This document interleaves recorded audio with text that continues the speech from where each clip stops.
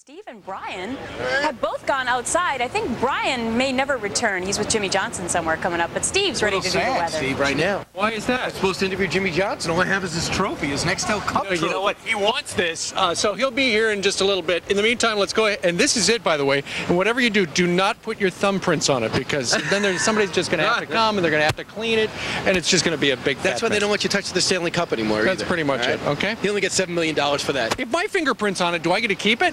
No, you get to hang out with Jimmie. All right, fine.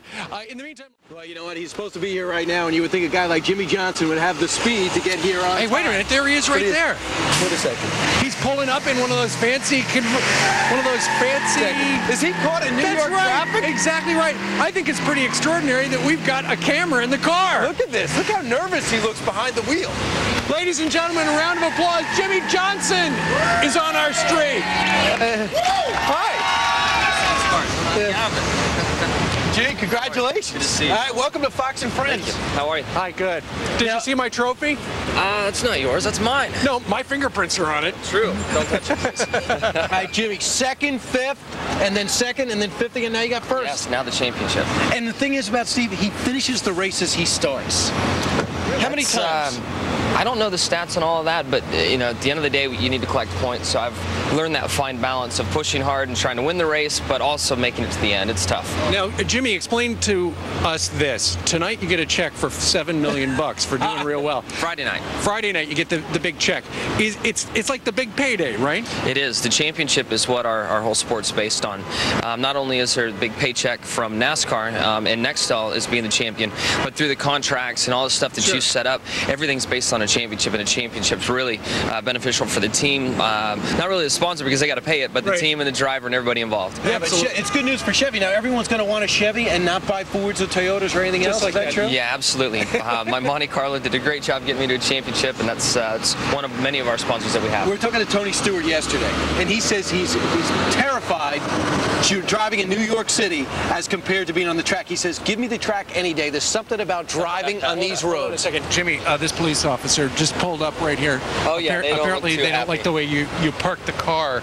Yeah, your producers over there. Hey, turn around right there. They're actually flashing around. There you go. Yeah, he's wondering why you're parked illegally here. This is a New York press zone, Jimmie. You know what? You have to keep moving. You know, Steve, I got the perfect strategy. I'm running. I don't know why Jeff Gordon would drive a car like this and park it right where it's going right now. Yeah, where did Jeff Gordon go? He said something about Tony Stewart a minute ago. So Tony came back. All right. All right, so Jimmie, tell me the best thing about winning it all. You've gotten so close before, you've been in it, you're a young guy, but to actually win it, what is the difference between second and first now that you've done both?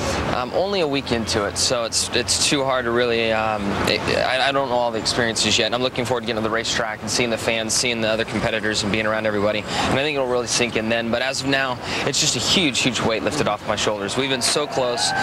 Lowe's has sponsored this team since day one, and we've been knocking on the door. They've been in the sport for over 16 years. Hendrick Motorsports, the risk they took with me to put me in the race cars, it's just nice to finally be able to deliver to everybody that believed in me. You know what, and you've got so many fans around the world, and how many new fans do you think you have to NASCAR ever since the Will Ferrell movie about Ricky Bobby and Talladega Nights? Well, documentary. We need documentary. We need to laugh at ourselves, there's no doubt about it, and I definitely think that movie did a good job of spoofing our sport, and hopefully brought some new fans in. You know what, I also heard that as much as people want to see you guys shake hands, they also like to see the rivalry. I think the average American, thank you, I'm a little busy, but the average American likes to see sometimes if you're unhappy with things on the track, you expressing it to the other driver, don't they? They like to see the rivalries. They like to know that maybe you don't get along with everybody that you're racing against. And reality TV is what the world watches now, and even in sports, if you're too PC, and I've been accused of that, and in doing the right thing at all times, people get disconnected from you. They don't feel that you're a real driver, a real person,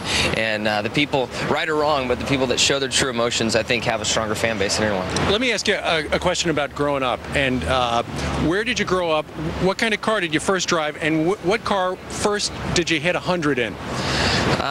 Let's see. I grew up in Southern California, so trucks was the big thing there, and we all 4x4 trucks.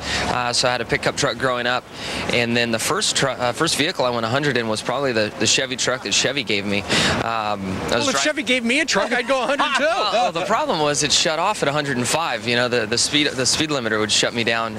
Growing up in San Diego, we'd go to Las Vegas a lot for the races up there, and it's a long road from San Diego to Vegas. And you felt pressure as a kid to win all the time. You took a while off, right? Weren't you burnt out from running motorcycles for a while? Yeah, as a kid, I started racing at 5, and about 14, 15, I broke too many bones, and just kind of tired of You felt the pressure. You said, Mom, Dad, that's it. I'm not going to do this for a while. 15, so we took some time off, and then I was able to get into an off-road car, and that's when things really took off for me, and I was just tired of breaking bones. I broke a lot of bones as a kid. Well, and it's a dangerous sport, you know, that's the thing. Absolutely. Well, now, congratulations, you're at the top of the heap. Jimmy, way to go. Now, with the $7 million, you get the big check on Friday night. Do you have to tip anybody? Because it is at a dinner. No, Look out for the waiter. It's hard to hide this one from my wife, so. Yeah, right. I know you got a lot of money. Where'd it go? So, Jimmy, what do you say we take a little ride? Is that possible? Sounds great. All right. Let's Be go. careful Should we with take that the trophy? It's a little flimsy. You know what? I'm going to leave that here. It's flimsy. It weighs about 500 pounds. I'll just take care of that. All right, so have fun. Here's something tough to get in and out of, I'm telling you. Hey, How do you get in this? There you go. Wow. You need to cover your body in Pam. You know, I could put this on the car as a hood ornament. Give it to me. I want to make sure I don't get. I don't know. You might. I don't know. Should I give it to him? No. All right. So long. Bye, Jimmy. Got Fox News on the satellite radio. I hope they do. I'll listen to you. There they go. They got them. Oh. Way to go. Yeah, and there's a police officer 4 feet behind him. They went that away. Go get them. Yeah, go get them. There they go. They took a left on, yeah, that's the right. Kilmeade, Brian Kilmeade. They always get their man. All right, listen. I'd like to thank the little people.